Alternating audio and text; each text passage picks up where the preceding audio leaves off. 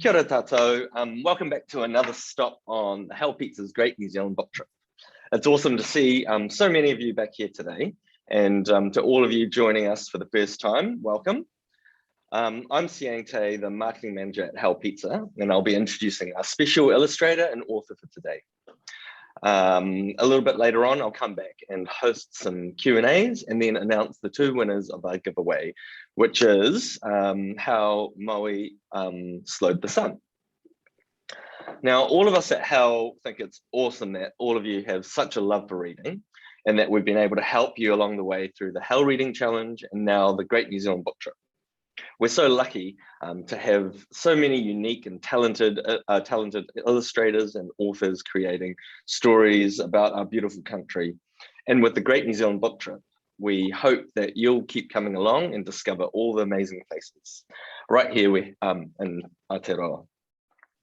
Now, we're really privileged to have Donovan Bixley taking us on today's trip.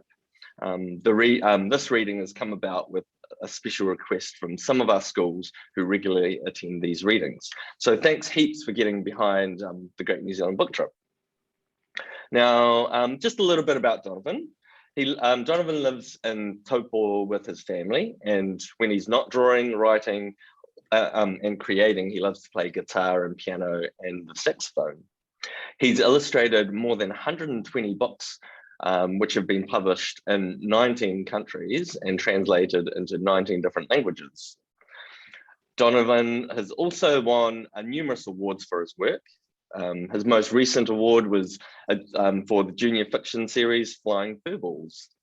He's even won awards in France for book one of that series, which is Dogfight. So Donovan's love for drawing and illustration began early.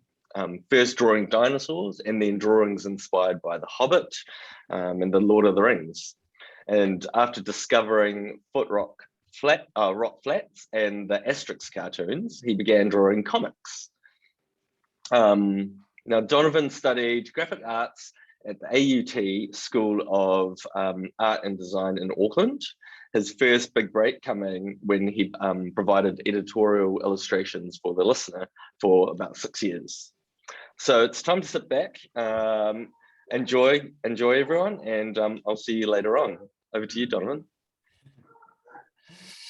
Kia ora, thanks Siang. I'm Donovan Bixley. I'm talking to you from here in my studio in Taupo. It's a fairly miserable day, but I thought I'd start off. I'm going to share my screen. I'm going to show you a picture of me when I was little, because I've lived in Taupo my entire life. So this is here's a little picture of me when I was growing up in Taupo, and you can see there was a couple of things that I was really, really good at when I was little. One of them was getting into lots of trouble, usually causing lots of mischief to myself, a little bit like Maui. You can see that you really shouldn't chop wood like that. The thing that cracks me up is that someone, my dad, was sitting there taking a photograph of me while I was chopping the wood. But I ended up getting into lots of accidents. I broke my leg, I broke my ribs, I broke my nose twice. I had all my teeth smashed out once.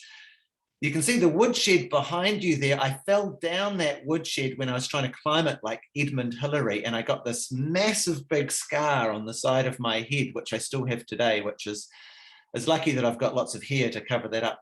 But the worst thing that happened to me when I was little is that I broke both my arms once when I was swinging off the monkey bars.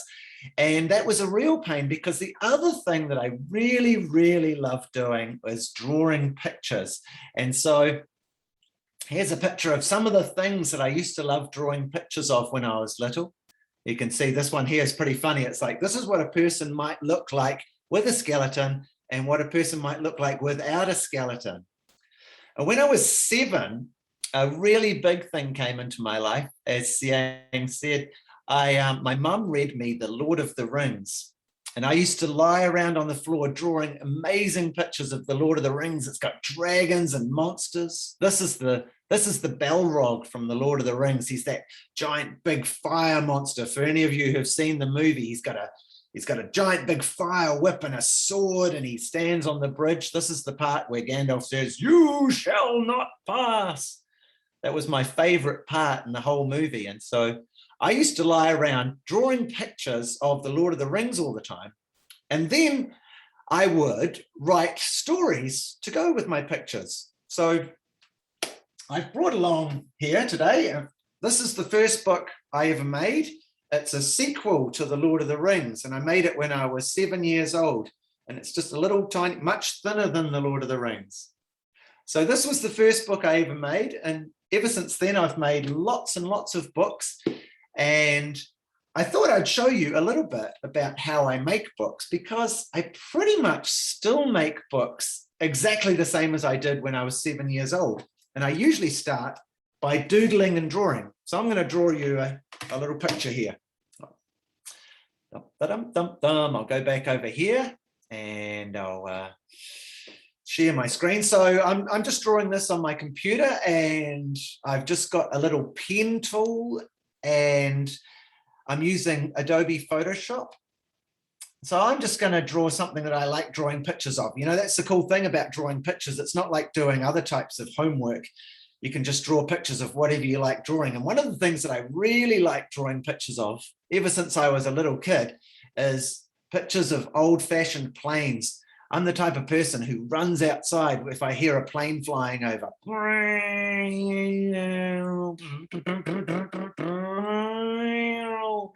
And it's great if you're drawing pictures. It's great to just make lots of noises while you're drawing pictures, get really lost in it. So one day I was drawing a picture of an old-fashioned plane, and instead of drawing a person flying this plane, for some reason, for no reason at all really, instead of drawing a person in this plane, I decided to draw a pussycat flying this plane.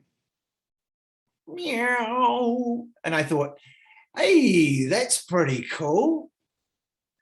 It's a pussycat flying a plane. And then I thought to myself, wow, what would I call a pussycat flying a plane? I thought, he might be flying furball. And what about if there was a lot of flying furballs? And what if they all went on adventures? And then who's the natural enemy of pussycats flying planes? Well, it might be dogs, and they might have dog fights. And I thought, wow, dog fight. Wow, that's a neat name for a story. And so I pretty much drew a picture, and then I decided that I would write a book to go with that picture, because I wanted to find out what kind of adventures these pussycats might have flying planes and having dog fights.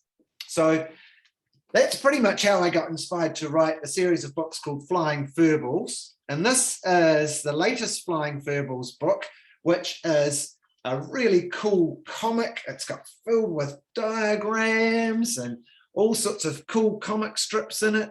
It's super cool and super fun. And the really cool thing is that I've been dreaming, like Siang said, that I've been making comics since I was a little boy, but I've never actually made a real book comic. I've done lots of ones for home. So here's something that I finally got out in the shops and made a comic of my own. So that's been really exciting for me. Sometimes making books, it takes a long, long time for you to get round to the exciting things you want to do. But the other thing I really want to share with you is this is a book called Draw Some Awesome, which is filled with all my bestest ideas on how to draw and where to get inspiration, how to draw expressions and emotions. Here we go. There's a whole bunch of how to draw faces. And so this is jam-packed with all my years of experience on how to draw. And I thought I would share with you now another little drawing exercise on how I come up with some characters. So I'm just going to switch back to my screen over here. What am I looking at? This one here, where I was drawing a picture. So often when I'm drawing characters, often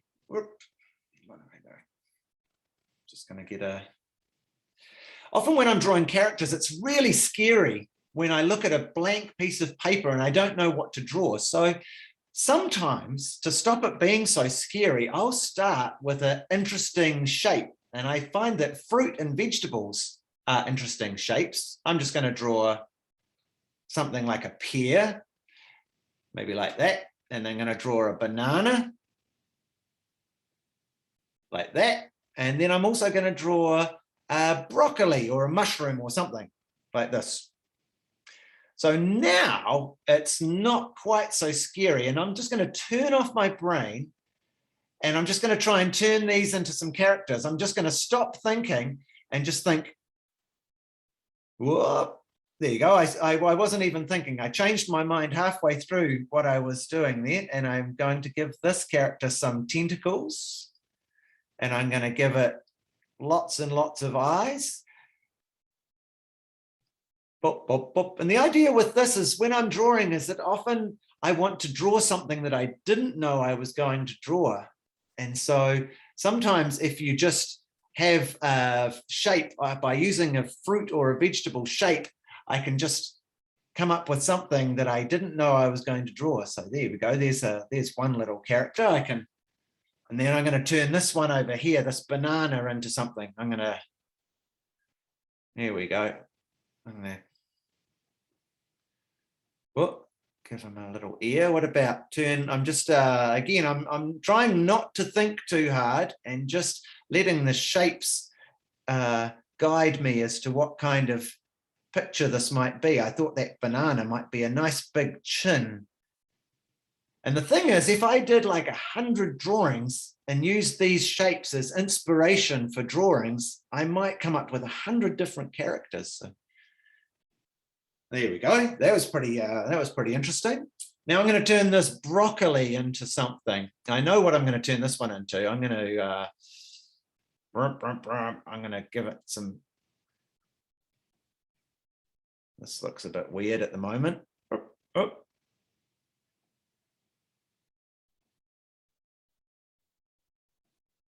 Oh. I'm going to turn this into a picture of Maui. Bum, bum, bum. Giving him his, going to give him his giant big mato there, and I got to better give him some clothes. Better give him a six-pack because he's muscly as. Better give him some big muscly legs. Whoops, I've run out of room. Oh no. Oh well, you get the idea. He's got to have his pew-pew on. Maybe he's got all sorts of tattoos on him. Give him some more tattoos. There we go. Maybe give him a feather in his hair. Maybe give him a big taiaha. There we go. So you can see that's pretty amazing that you can be inspired to create pictures from interesting fruits and vegetables. So this is a picture of Maui toa. And remember how I was talking about making that picture of a pussycat flying a plane and being inspired to write a story because I'd been drawing pictures. So I was asked if I would make Maui's story into, do my version of some of Maui's stories. And so the first thing I did, being a person who writes stories and illustrates stories, the first thing I did was start drawing some pictures. And I first started by drawing this kind of picture of Maui, because Maui is a great big warrior and he's a big hero. But then I started thinking about some of Maui's nicknames. And this Maui here, that Maui that I just drew, that Maui is Maui Toa, Maui the great warrior. But Maui also has a whole bunch of other nicknames. And one of Maui's nicknames is Maui Potiki, which means Maui, the scrawniest, youngest little brother. And another of Maui's nicknames is Maui Pinihanga, which means Maui, the cheeky trickster. And when I started thinking about those kind of names, I thought, wow, that Maui, he doesn't he doesn't seem to me in my head to be the type of Maui who's like this big, buff, muscly guy. I started thinking of a little Maui who might be about 7 or 8 years old, who might be a little bit cheeky, a little bit small. And I started doing some different drawings, and I ended up making my version of Maui's story, and I'd love to read you that now. So, I'm going to go over here, and I'm going to go back. I'm going to, so you can see this is the Maui I ended up drawing, this version of Maui, and you can see he's very, very different from the type of Maui that I was just drawing before. And so this is my version of how Maui slowed the sun. And I just want to say a little word about Maui before I get started on the story, is that many of you out there will know Maui from the Disney movie Moana. And we have to remember here in Aotearoa that Disney is a big American company and that they don't own Maui. Maui's story has been told thousands of times over thousands of years, all the way from Hawaii through to Tahiti and Tonga and Samoa and Fiji, Rarotonga, all the way down to here in Aotearoa. And his story belongs to all the people of the Pacific. And his story's been told thousands of times, and it'll be told thousands of times again. And this is just one version of it. So this is the story of how Maui slowed the sun, retold by me, Donovan Bixley.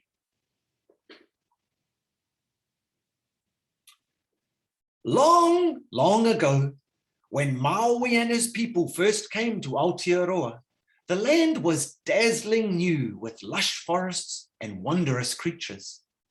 Each morning, as the sun bounced into the sky, Maui would rise and hurry to begin his day. He was so full of ideas and things he wanted to do. On this morning, Maui was happily fishing at the rock pools with a brand new net he had woven from flax. Maui had just cast his kupenga into the water when suddenly the sun went down. Maui, it's past your bedtime. Oh, Mum, can I stay up? You can catch something a popo tomorrow when the sun wakes up in the morning. But every day was the same. The sun would race across the sky just as fast as he could. And before Maui could finish what he was doing, it was bedtime again. Oh, it's not fair. The days are too short and there's so much to do. Then Maui had an idea. He called the whole village together. I'm going to slow the sun, Maui told everyone. Oh, man. Oh, his brothers burst out laughing. They said Maui was just a child. Oh, Maui, poor Tiki. It's impossible, little bro, said the eldest brother. Yeah, the sun's way hot, warned the second brother. Oh, you'll burn your clothes off, said the third brother. And you'll get a sunburnt nono, giggled the fourth brother. Maui stood tall. He flashed his special hook before their eyes. I caught te ika a Maui with this mato, he reminded them all. And they fell silent in awe, remembering how Maui had fished up the North Island of Aotearoa. I'm going to catch that speedy sun like a fish in a net. But first, said Maui, we're going to need heaps of harakiki. Soon, the whole village was gathered in the meeting house. The wharanui was filled with piles of flax that the people had collected. Whakarongo mai! Listen up, said Maui, and he taught the people how to weave the harakiki into new types of rope that were very strong. When they were finished, Maui blessed the ropes with a karakia so the sun could not burn them. The following evening, as soon as the sun wasn't looking, Maui and his brothers gathered all the ropes. They put some food in a kite for their long journey. They set off under the pale moonlight of Te Marama to find the place where the sun came up in the morning. They travelled over several nights, and during the days they rested beneath the trees so that the sun would not see them sneaking up. Maui led his brothers past bubbling mud pools and through the rustling forests and over the craggy mountains. Oh, wait up, my feet hurt. Oh, your feet hurt my nose, Owl. Oh, Maui, my puku is empty. Oh, who ate all our kai? Hoi, hoi, hissed Maui. Quiet, or the sun will wake up. They had arrived at the place where the sun was fast asleep. Maui told his brothers to build a shelter of clay and stone to hide behind when the sun came up. Oh, Maui, how come you're not doing any mahi? I am working, Maui told his brothers. I'm thinking hard what you should do next. Far out. Oh, who made him the boss? Oh, you got a better plan? Oh, nope. Suddenly, they heard an earth-shattering yawn. The ground trembled and the sky glowed pink with dawn. Maui and his brothers rushed beneath the shade of their shelter. We'll be heated like hangi stones, sweated the eldest brother. Oh, we'll be scorched to cinders, cried the second brother. We'll be boiled alive, blubbered the third brother. Oh, we're gonna get one heck of a sunburn, said the fourth brother. Kia Maya! Maui told his brothers to be brave. And just as the sun peeked his sleepy head over the horizon, Maui gave the order. His brothers threw their ropes over the sun and tied them down tight. What the? The sun puffed and pulled. He wriggled and squiggled. He stretched and struggled like a great glowing octopus tangled in a net. But Maui's enchanted ropes held tight. The sun was getting all hot and bothered until Maui pulled out his special mato. Cool it, said Maui. Oh, you've beaten old Tamanui Tira, said the sun. Maui made the sun promise to travel slowly over the sky. Oh, far out. I'm too stuffed to go fast, groaned Tamanui Tira. He'd worn himself out with all the struggling. So Maui told his brothers to release the ropes, and the sun floated lazily into the morning sky. From that day on, people knew the name of Tamanui Tira, and he moved slowly over Aotearoa.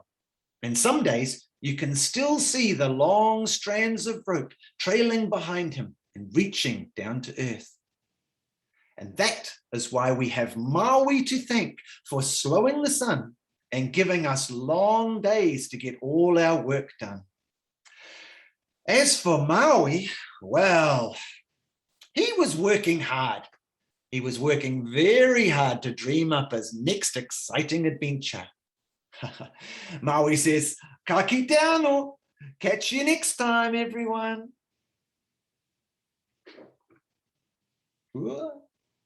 Where's my thing? I hope you enjoyed that story of how Maui slowed the sun. Maui's stories are always really exciting because they're about a lot more than just slowing the sun. Maui's a great leader. He shares his knowledge with all the people. Someone has to manage the workflow, so he gets his brothers to do all the jobs for him. So he's quite clever. But like I say, he's part of that story is also about how Maui teaches the people how to weave different types of harakiki into different types of rope. So it's a very important story for Māori and the history of Aotearoa. Oh, thank you very much, Donovan. You're such a great storyteller, and I absolutely love your interpretation of Maui and the story of how he slowed the sun. Like you said, it's so important. I think it's so important to keep retelling these stories and these versions of and these our own interpretations of these stories to keep them alive. And that's what makes the culture of Aotearoa so unique. Yeah, there's also just as a real interesting aside, there's also another aspect to that story, is that when Maui came from the Pacific Islands, when he came from Hawaii to Aotearoa, the sun in the Pacific Islands sets much faster than it does in Aotearoa. They don't have the same seasons as we have in Aotearoa. So if you're down in the South Island, down in Queenstown, you have autumn and you have really strong winter, and up in the very north of the North Island, you have different types of seasons. So that story was also a way to explain to historically why the sun moved in different ways and moved across the sky in different positions in different parts of Aotearoa. Oh, awesome. Yeah. Again, amazing. Thank you. Look, we'll go on to some questions that a lot of schools have. I think for there were a couple of questions about what inspires you and how you come up with ideas, and before and right at the very beginning, it was so awesome to see how you get inspired. You can be inspired by just everyday objects like vegetables and shapes like that. So yeah, inspiration is all around, and especially, like I said right at the start when I was drawing that aeroplane, I'm often inspired, pretty much as I was when I was a child. Almost every single book I make is inspired because I want to draw pictures of something, and then I think, you know what I want to do? I better write a story so I can draw more pictures of pussycats flying planes, and then I better write some more stories so I can draw some more pictures so I can write some more stories, and then it just becomes this big whirlpool of whirlwind of creativity that's inspired because I've been doodling and drawing. Oh, cool. Yeah. Now, Leamington School, room 17, they'd like to know what's been your favorite book to illustrate? Wow, that's a really hard question, because I've illustrated almost 130 books, and many of them I really love, but I've got a couple here that I really love. This is one of my latest books, just came out this year. It's a book on Leonardo da Vinci, and this book has taken me over 20 years to make this book. Wow. And it's filled with all sorts of really cool pictures of the great artist Leonardo da Vinci and some of the things that he did in his life. So this book took a long time, and it's a real passion of mine to bring Leonardo to life. And I think that would probably be one of my favorite books. But I have to say that I really, really love doing all sorts of things. Another of my favorite books is the Lookie book. And I like doing all sorts of different styles of artwork. So that's a pretty funny picture.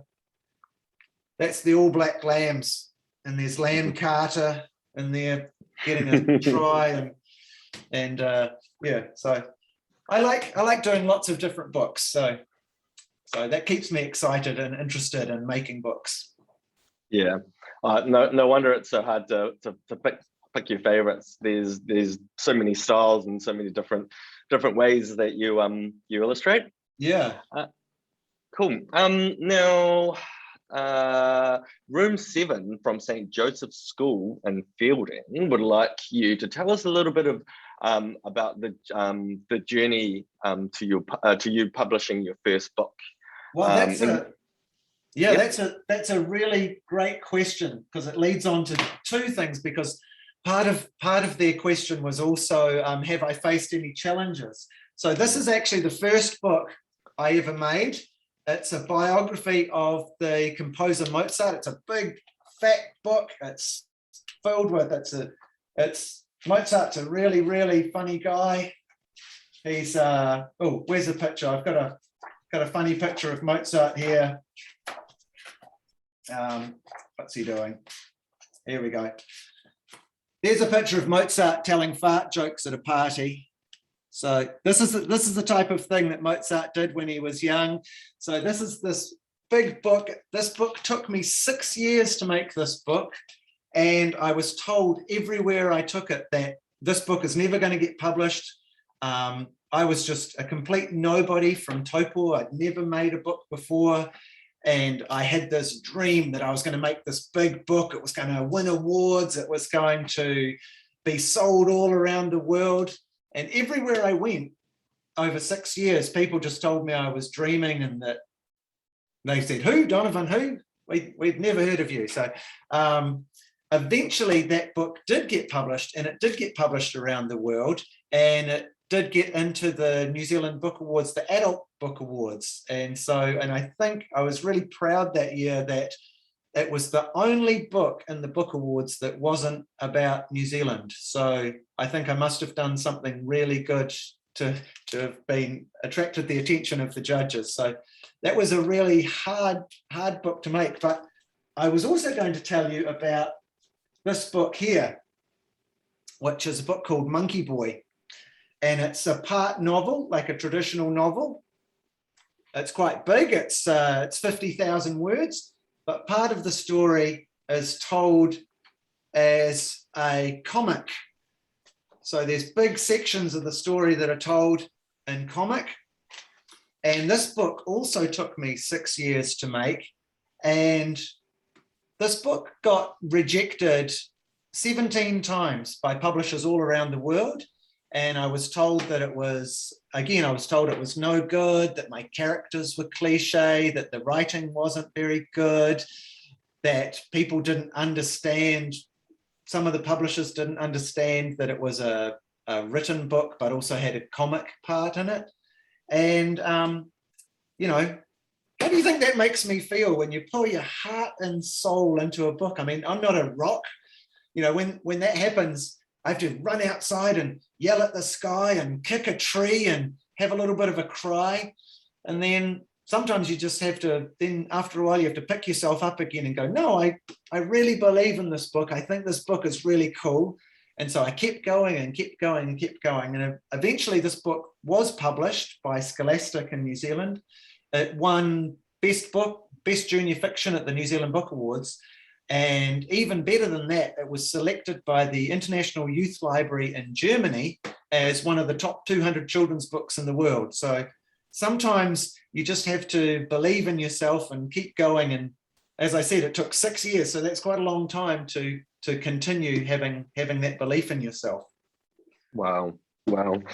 Yeah, that's the stories about those two books is incredible. Like, it's so hard to sometimes filter out all that noise, and it's so important to like you said, believe in yourself. If you keep going, keep trucking along. Well, sometimes you do feel that you might be a bit crazy, and that maybe people are right. Maybe people are right that you're not, that book is no good.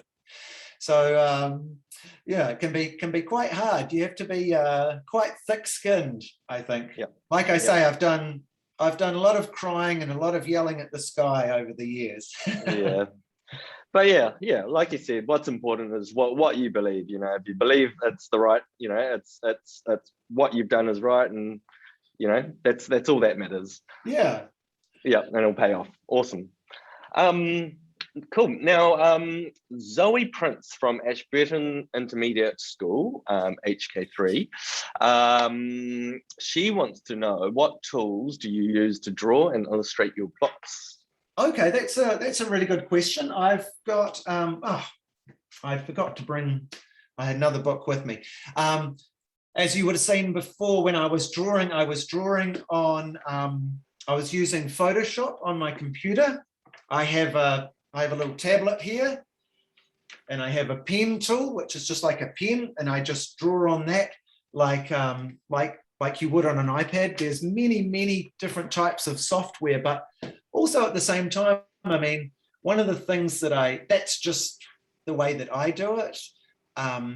there's so many different ways of drawing and painting. I still paint just normally, like just doing a normal painting, and I still have lots and lots of sketchbooks filled with, I've got a little sketchbook here filled with lots and lots of drawings. Most of my books start off with lots and lots of drawings, just pencil drawings. You can't beat just a piece of pencil and a piece of paper. If you've got an idea in your head, all you need is a pen and a piece of paper, like that first book that I made when I was 7 years old.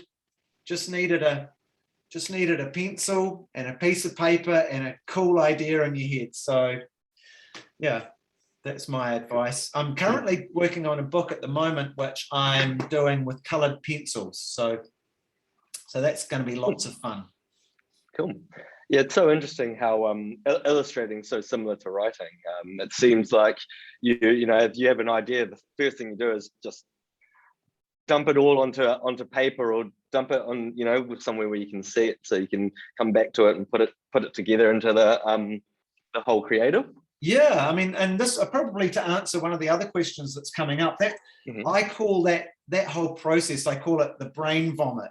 So for every single one of my books, I have a sketchbook. So this is one of my sketchbooks for Flying Furballs, and you can see the whole story is just written out by hand. It's a very, very messy process. I'm just dumping all my ideas straight into the book. There's all sorts of mistakes. The spelling is terrible. I've got arrows going, oh, move that section there, cross out that. And so this is the whole story. But because I'm an illustrator as well as an author, as well as writing the story, I'm also drawing the pictures of what I think the story is going to be like and creating the characters. So that's a really big process to me. So this is just dumping all my ideas into this book, and it's, as I say, it's a very messy, scruffy process, which when you see the finished book, like a finished book like this, they all start off, all the stories start off as that messy, scribbly process of trying to get ideas out of your head, and then it takes months and months and maybe even years before it turns into this. Wow, yeah, that's awesome. Now, Hayley Ford from the same school wanted to know whether you do portraits of your family members, like your children or something like that. I do actually. It's probably the only thing I really do. I'll see if I can find one for you. I'll show you a picture. I should have a picture here somewhere. I've forgotten. I've got so many folders of books. These are all the books that I've done. What am I looking for? I'm looking for a folder of family portraits, paintings. There we go. Here's one. This is a oh, that's taking a long time to open up. So this is a painting of my daughter. She lives in Japan, and so that's the type of thing I like to do for fun for myself. This is another portrait of one of my daughters when she won a big prize called the Catherine Mansfield Prize, which is a writing prize, and I decided to do a painting of her. So, and when they were little, I used to do little pictures of them all the time. So there's a picture of my daughter Sparkle when she was only 4 years old. Oh wow! Oh, that's awesome. Cool.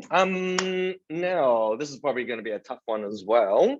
Now, Makariwa School in Invercargill, they wanted to know what your favorite story growing up was.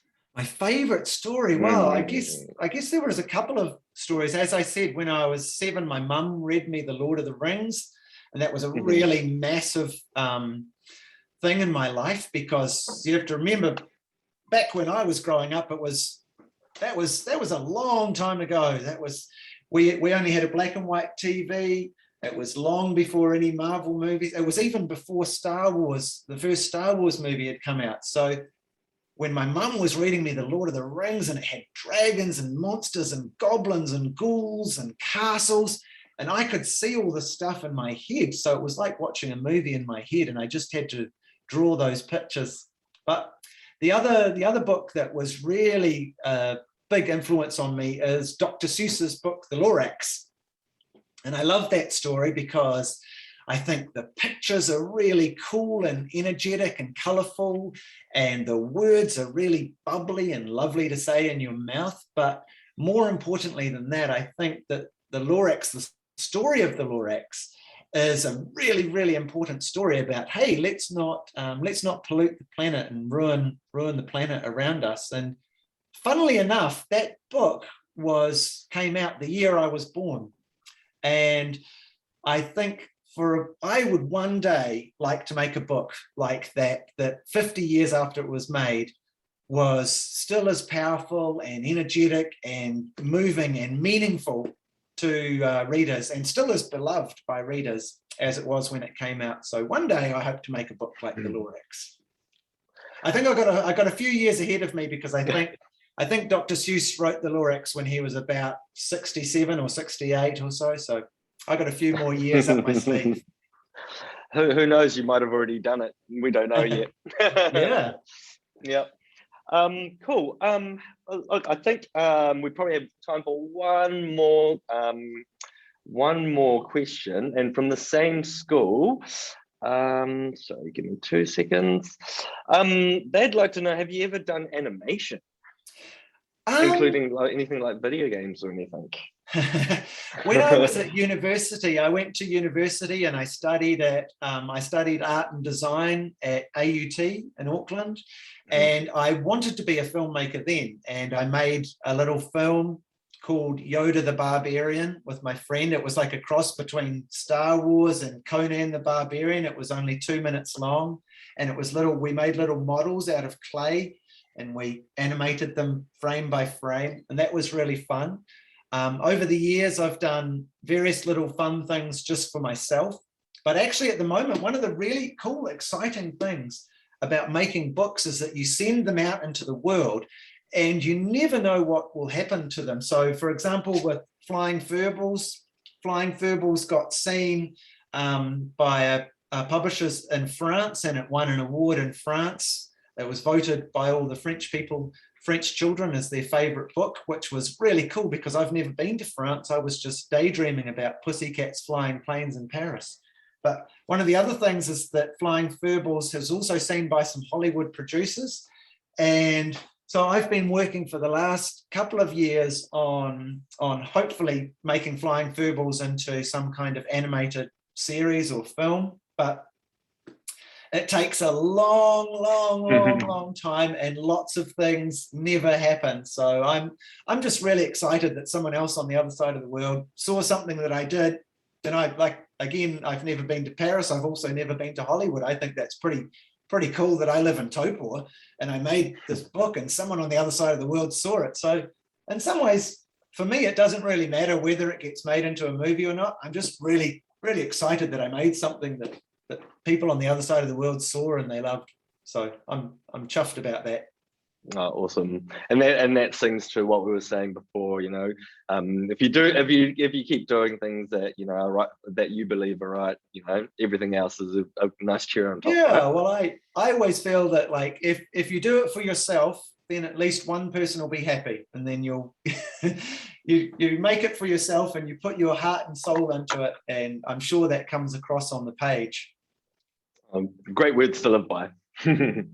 All right. Now it's time for us to announce the winners. I think I mentioned that the prize was today's book, but sorry, I was mistaken. The prize for today is Draw Some Awesome. And the two winners are Room 34 from Mercury Bay Area School. Yay! And also St. Joseph's Catholic School in Waipukuru. Oh, fantastic. Cool. All right. Hey, firstly, thank you very much, Donovan, for joining us and sharing your story and your letting us sharing your creative process into how your mind works and how you create these wonderful stories and interpretations of your wonderful stories. Thanks everyone who tuned in and joined us. We hope to see you the next time. And so one last thing, can't wait to see your interpretation of the sequel of The Lord of the Rings to come out too. Very cool. All right. Thanks for having us, and thanks to Hell Pizza for supporting this. It's such a cool thing to get out to all you students and teachers out there. Really great opportunity to share my passion for books and reading, and I hope you've all enjoyed your morning. I certainly have.